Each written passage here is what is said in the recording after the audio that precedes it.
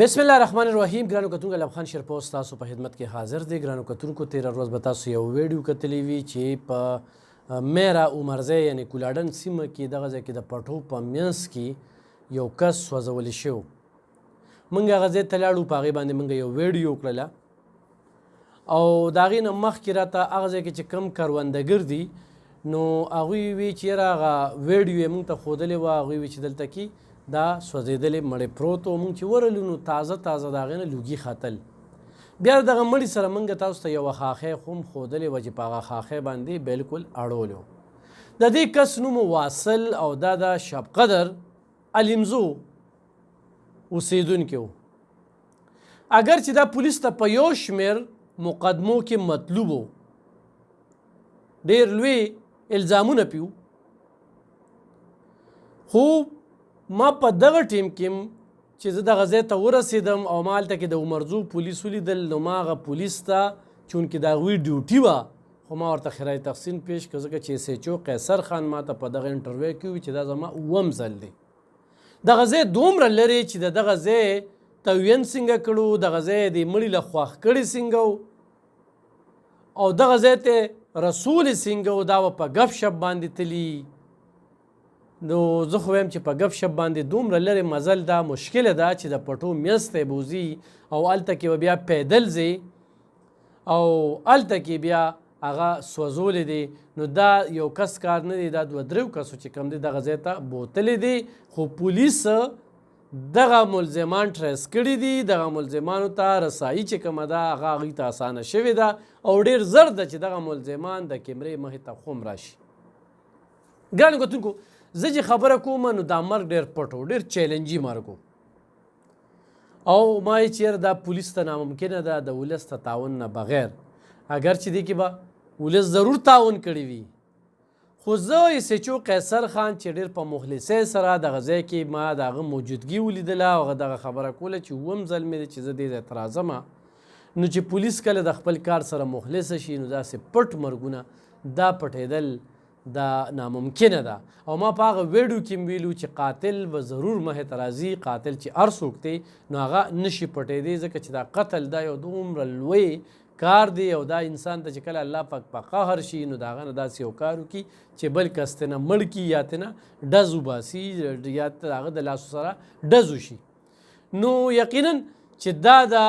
ډي اس پي تنګي سرکل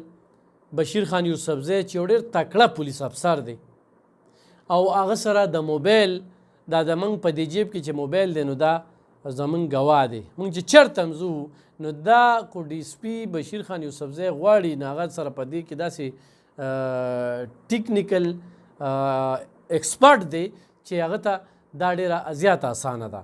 نو په دغه ذریعه باندې هغه دغه مرګ ته ورسېدل او بیا په خاصه توګه باندې قیصر خان چې ډېر په مخلصۍ سره کار کوو، موږ دلته ویلي شو چې یاره ګیدړ سینګی ده ورسره، ریډار دی ورسره، یو ناممکنه مرګ یې ښکاره څنګه کو، بیا مکمل یې سوځولی دی، هغه ته څنګه ورسېدل چې دا هم پلانکي دی او د پلانکي کلي دی. نو دا د الیمزو شب قدر اوسېدونکي واصل نامه وه او دا واصل چې کوم دی دا مړ شوی دی، دا دغه ټیمه پورې امانتي چې کوم دی نو دا ښخ شوی. په دې باندې به تپوس کوو چې یاره دغه مړی بیا راویست، خپل ورثا ته یې حواله کړ، خپل ورثا رالل دغه مړی وصول کړ یا نه دی وصول کړی، دې باره کې ما ته معلومات نشته دی، خو راتلونکي وخت کې به په دې باندې خو هم خبرې ترې کوو چې کله یا پریس کانفرنس کېږي او ډېر زر ده چې په دې کې پولیس پریس کانفرنس وکړي، خو ما په دې باندې خبرې کولې چې یو خو د دغه کس نوم واصل و، د شب قدر اوسېدونکي و، ملګرو راوستی و او ملګر به ضرور چې کوم دی په ډکیتۍ یا په داسې یو جرایم باندې یا په پیسو باندې روان شوي وي چې دغه ځای ته یې بوتلو یا کیدی شي اجرت یې هم کړی په هغې باندې یې وجلو، ځکه چې دغه کس هم ډېرو جرمونو کې ککړو او د ډېرو خلکو کیدی شي چې خونې ړنګې کړې وي چې هغوی هم ورته غوسه و. دا هم یو سوال راځي مخې ته. نو دغه کې ورسېد نو ما یې چې یاره زه د عمرزو پولیس ته تفتیشي ټیم ته او بیا په خاصه توګه باندې ایس ایچ او قیصر خان او ډي اس پي تنګي سرکل بشیر خان یوسفزی چې دې وخت کې څومره کیسونه دي نو هغه ټریس کړي دي. خو ګرانو کتونکو قیصر خان یو داسې ایس ایچ او دی، دا زه خپل ځاني چې زما ورسره 2010 نه تعلق پاتې شوی دی، د جرګې سړی دی، د جومات سړی دی، په علاقه کې هم چې کوم دی نو روغې جوړې کوي او ملنګ عجز طبیعت انسان دی نو خدای پاک ورله داسې یو ناممکنه کامیابي دي نه مخکې هم ډېرو کیسونو کې کامیابۍ ورکړې شوي دي ډېر غلی چې کوم دی نو هغه را څرګند کړي دي خو دا مرګ چې کوم دی نو دا یو ډېر چیلنجي مرګ و ګرانو کتونکو تاسو ته پته نشته دغه ځای ته زه په خپله تللی یم دا د پټو په منځ کې چې د دور دراز چې کوم دی نو دی کې کور نه ښکاري دغه ځای ته بوتلل او بیا په مکمله توګه سوځولې چې د هغه شکل کې هېڅ هم نه پاتې نو یو خو کس ورسو ته پته ولګېده چې ستاسو مړی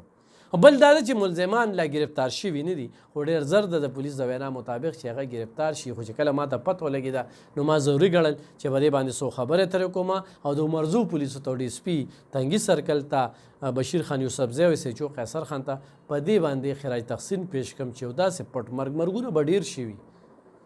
کورونو کې به شوي هغه به قاتلان گیر شوي دي خو لکه دی مکمل سوځولو د دونه شواهد یې نو پرېښي څنګه پولیس ورسېدل دې مرګ ته نو دا یو ډېر لوی سوال دی دا به زه د اس ایچ او صاحب سره چې کله میلاو شم نو د هغه نه به زه دا تپوس کوم چې دې مرګ ته څنګه ورسېدلی دا به خو هم تاسو ته وړاندې کوو نو دغه کس چې کوم دی معلوم شوی دی چې دا پلانکي کس و د شب قدر او ملزمان یې خو هم معلوم شوي دي ډېر زر